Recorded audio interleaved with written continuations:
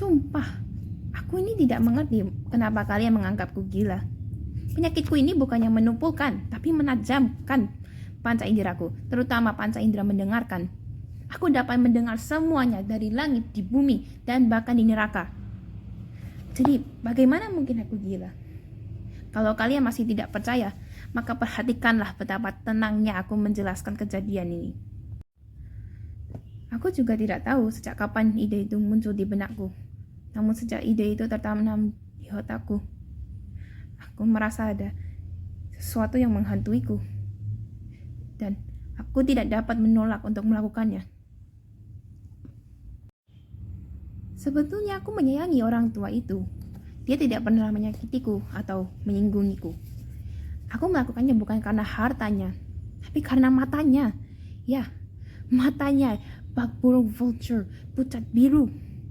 Setiap kali dia menatap ke arahku, aku merasa di darahku membeku. Hingga lama-kelamaan, aku tidak tahan dan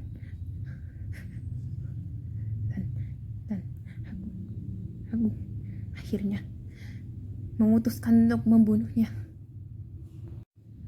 agar aku terbebas dari pandangan matanya yang mengerikan itu. Sekarang begini, kalian menganggapku gila, tapi orang gila pasti tidak tahu apa-apa. Seharusnya kalian melihat caraku bekerja, betapa hati-hatinya dan elegannya aku melakukannya. Selama seminggu penuh, aku selalu bersikap ramah dengannya. Dan dengan perlahan-lahan membuka gerendel pintunya dengan sangat pelan. Oh, pelan sekali. Lalu setelah terbuka, aku memasukkan kepalaku ke dalam pintu itu. Kalian pasti tertawa betapa cerdiknya aku melakukan itu. Aku bergerak dengan sangat perlahan agar tidak mengganggu tidurnya itu. Butuh waktu 1 jam untuk memasukkan seluruh kepalaku ke dalam kamarnya itu. Mana mungkin ada orang gila yang secerdik aku. Setelah seluruh kepalaku masuk ke dalam kamarnya, ku putar tuas lenteraku dengan sangat perlahan, karena tuasnya dapat mengeluarkan suara decitan. Ku putar lenteraku sampai dapat menerangi mata sipitnya itu, dan aku lakukan ini selama seminggu tepat tengah malam, dan matanya selalu tertutup, sehingga aku tidak mungkin membunuhnya. Karena bukan orang tua itu, tapi karena matanya yang membuatku merasa jengkel. Dan ketika pagi hari sudah datang, dan saat petang, aku terang-terangan masuk ke kamarnya, dan dengan ramah aku menyapanya dan bertanya, bagaimana tidurnya? Kalian tahu kan? Kalau aku tidak begini, dia pasti curiga kalau setiap tengah malam aku menatapnya saat tidur. Sebelumnya, tidak pernah aku merasakan batasan dari kekuatanku atau kecerdikanku. Aku hampir-hampir tidak bisa menahan kebahagiaanku. Bayangkan saja, aku di situ membuka pintu dengan perlahan-lahan, dan dia tidak pernah membayangkan aku akan melakukan ini. Dan aku sedikit dibuat terkekeh olehnya. Dan mungkin pada saat itu dia mendengar suara tawaku, karena pada saat itu ia tiba-tiba bergerak di atas ranjangnya seakan terkejut oleh sesuatu. Sekarang kalian mungkin mikir kalau aku akan berlari, tapi tidak. Kamarnya itu sangat gelap, dan hingga aku yakin dia tidak mungkin melihat kalau pintunya terbuka ataupun aku di situ. Setelah aku buka pintu itu dengan pelan-pelan, kepalaku masukkan. Lalu saat aku menyalakan lenteranya, jariku terpeleset oleh tuas, dan tiba-tiba orang tua itu terbangun dan berteriak, "Siapa di sana?" Aku berdiri bak patung dan bungkam. Selama 1 jam aku berdiri tetap di situ, dan aku tidak mendengarnya kembali terbaring tertidur. Ia masih duduk untuk mencoba mendengar suara-suara yang di sekitarnya. Lalu beberapa saat kemudian aku mendengar suara rintihan kecil, dan aku tahu bahwa itu adalah rintihan manusia yang ketakutan. Itu bukan kerintihan kesedihan atau kesakitan. Oh, bukan. Itu adalah rintihan lemah dari orang tua itu. Aku tahu benar suara itu. Ketika dunia tertidur, suara itu masuk ke dalam dadaku, semakin dalam, dengan gaungnya yang mengerikan. Aku mengerti apa yang dirasakannya, sehingga aku merasa simpati padanya, walaupun dalam hati aku tertawa.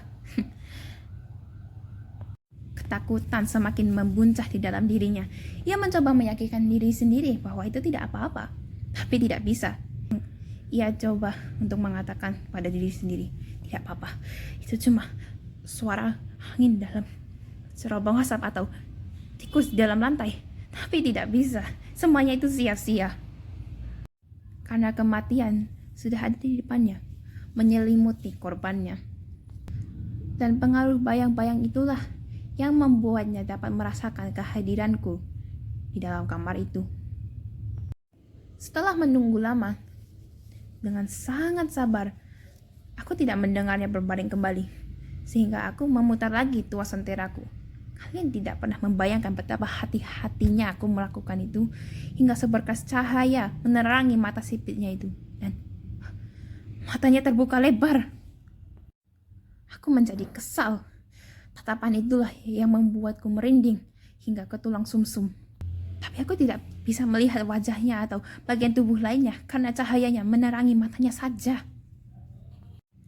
Aku sudah bilang kalau kau keliru menganggap kegilaan dengan ketajaman indraku, bukan? Sekarang biar ku jelaskan. Telingaku mendengar suara rendah, lumpuh, seperti suara jam yang dibungkus oleh kapas. Aku tahu benar suara itu.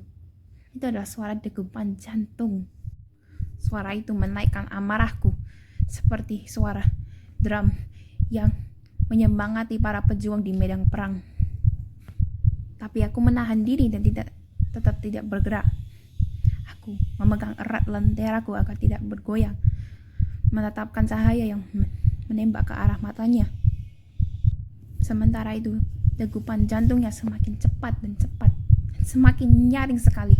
Pasti merasakan ketakutan yang sangat besar.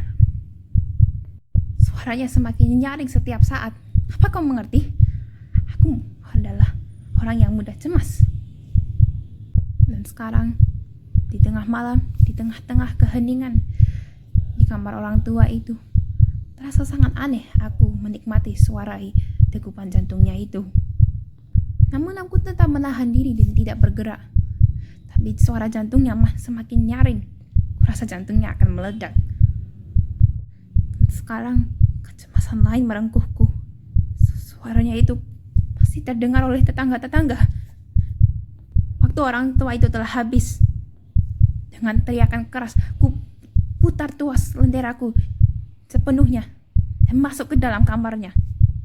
Dengan teriakan keras, ku putar penuh tuas lenteraku dan masuk ke dalam kamarnya. Ia menjerit tertahan.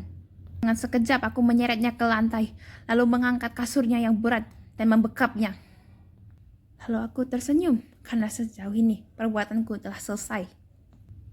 Tapi selama beberapa menit, suara degupan jantungnya masih terdengar dengan suara yang teredam.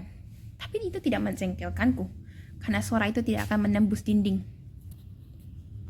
Suaranya akan menghilang setelah beberapa saat. Orang tua itu telah mati. Ku geser kasurnya dan ku letakkan tanganku pada dadanya. Aku tidak mendengar suara jantung atau apapun lagi. Orang tua itu telah kaku mati. Kini matanya tidak akan menggangguku lagi. Jika kau masih berpikir aku gila, maka kau tidak akan berpikir itu lagi setelah aku menjelaskan apa yang kulakukan dengan mayatnya. Malam semakin larut, jadi aku harus mengajarkannya dengan cepat, tapi dengan diam-diam. Pertama, aku potong bagian anggota tubuhnya. Aku potong kepalanya, tangannya, dan kakinya. Lalu aku mengangkat 3 papan yang merupakan bagian dari kamarnya dan menyembunyikan semua anggota tubuh orang tua itu di bawah papan-papan itu. Lalu kututup dengan sangat cerdik hingga mata biasa pun tidak akan melihat ada kejanggalan apapun. Tidak ada yang perlu dibersihkan, tidak ada noda darah. Aku telah melakukan semua ini dengan sangat hati-hati. Setelah selesai, jam menunjukkan pukul 4 pagi. Suasana masih diliputi kegelapan seperti tengah malam. Suara bel memecah keheningan, diikuti dengan suara ketukan pintu. Aku berjalan menuruni tangga untuk membuka pintu dengan perasaan riang. Apa yang harus kutakutkan? Masuklah 3 orang pria yang memperkenalkan diri mereka sebagai petugas kepolisian. Mereka menjelaskan bahwa seorang tetangga mendengar suara jeritan dari rumah ini, dan mereka mencoba untuk mencari penyebabnya. Aku hanya tersenyum saja. Apa yang harus kutakutkan? Maka aku biarkan mereka masuk. Jeritan itu, jelasku, merupakan suaraku, dan orang tua itu tidak ada di rumah. Ku ajak mereka untuk mengelilingi apartemen kecil ini, dan aku membiarkan mereka menggeledah semua bagian dari rumah ini. Lalu ku bawakan mereka ke dalam kamar orang tua itu, dan aku menunjukkan kotak hartanya tidak terusik sama sekali. Dan dengan percaya diri aku membawa kursi ke dalam kamar itu, dan meminta mereka untuk melepas lelah dengan duduk dan beristirahat. Sementara aku duduk di atas tempat di mana mayatnya tertidur. Para petugas itu puas, dan kelakuanku sepertinya meyakinkan mereka. Aku memang santai sih. Kami mengobrol dan aku menjawab pertanyaan mereka dengan sangat riang dan sangat tenang. Kemudian para polisi itu berbicara di antara mereka. Namun tak lama aku merasa sangat cemas dan aku ingin mereka semua pergi. Kepalaku sakit dan suara dengingan muncul dalam telingaku, tapi mereka masih saja ngobrol. Dengungan itu semakin jelas dan aku mencoba untuk berbicara lebih keras untuk menghilangkan perasaan ini, tapi aku sadar bahwa suara itu bukan muncul dari telingaku. Langsung saja wajahku berubah pucat. Namun aku mencoba untuk berbicara lebih lancar dengan suara yang ditinggikan. Tapi suara itu semakin nyaring dan apa yang kulakukan? Suara tersebut terdengar rendah dan cepat seperti suara jam yang dibungkus kapas. Napasku menjadi sesak, tapi para petugas itu tidak mendengarnya. Aku berbicara lebih cepat, tapi suara itu lebih menjadi-jadi. Aku berdiri sambil dan berbicara sambil berjalan, tapi suara itu tetap saja masih nyaring. Kenapa mereka belum pergi? Aku berjalan bolak-balik di atas lantai seakan ingin marah karena pandangan mata mereka, tapi suara itu tetap saja masih semakin nyaring. Oh Tuhan, apa yang dapat kulakukan? Aku meracau, aku mengumpat, aku menggaruk-garukkan kursiku di atas lantai, namun suara itu naik dan semakin nyaring. Dan mereka masih saja mengobrol dengan santai. Apa mereka tidak mendengarnya? Oh Tuhan, tidak. Mereka mendengarkannya. Mereka curiga. Mereka sedang menertawakan ketakutanku. Apapun akan lebih baik dari penderitaan ini. Aku sudah tidak tahan dengan senyuman munafik mereka. Aku harus berteriak atau mati. Sekarang dengarkanlah lagi. Suaranya semakin nyaring. Dasar keparat, teriakku. Tidak ada lagi yang perlu kusembunyikan. Di sini dan di sini. Aku sudah tidak tahan mendengar suara degupan jantungnya yang mengerikan.